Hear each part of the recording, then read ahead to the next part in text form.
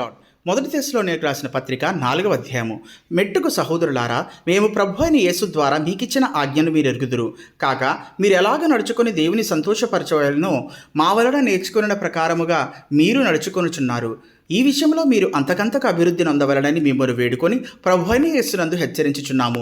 మీరు పరిశుద్ధులగుటయే అనగా మీరు జారత్వమునకు దూరముగా ఉండుటయే దేవుని చిత్తము.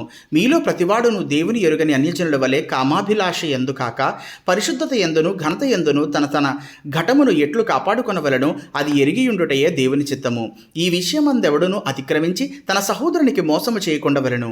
ఎందుకనగా మేము పూర్వము మీతో చెప్పి సాక్ష్యమిచ్చిన ప్రకారము ప్రభు వీటన్నిటి విషయమై ప్రతిదండన చేయువాడు.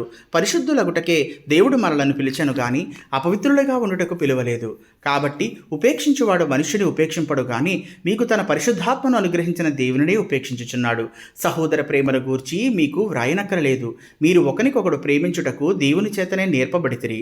అలాగుననే మాసిదోనియా ఎందంతటా ఉన్న సహోదరులందరినీ మీరు ప్రేమించుచున్నారు. సహోదరులారా, మీరు ప్రేమయందు మరి ఎక్కువగా అభివృద్ధి నొందుచుండవలనియు సంఘమునకు వెలుపటి వారి ఎడల మర్యాదగా నడుచుకొనుచు మీకేమీ కొదువ లేకుండానట్లు మేము మీకు ఆజ్ఞాపించిన ప్రకారము మీరు పరుల జోలికి పోక మీ సొంత కార్యములను జరుపుకొనుట ఎందును మీ చేతులతో పనిచేయట ఎందును ఆశ కలిగి ఉండవలననియు మిమ్మల్ని హెచ్చరించుచున్నాము.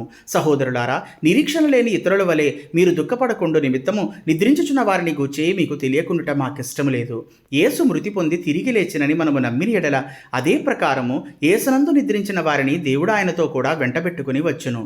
మేము ప్రభు మాటను బట్టి మీతో చెప్పునదేమనగా, ప్రభు రాకడ వరకు సజీవులమై నిలిచియుండు మనము నిద్రించిన వారి కంటే ముందుగా ఆయన సన్నిధి చేరము. ఆర్భాటముతోనూ ప్రధాన దూత శబ్దముతోనూ దేవుని బూరతోనూ పరలోకము నుండి ప్రభు దిగివచ్చును. క్రీస్తునందుండి మృతులైన వారు మొదట లేతురు.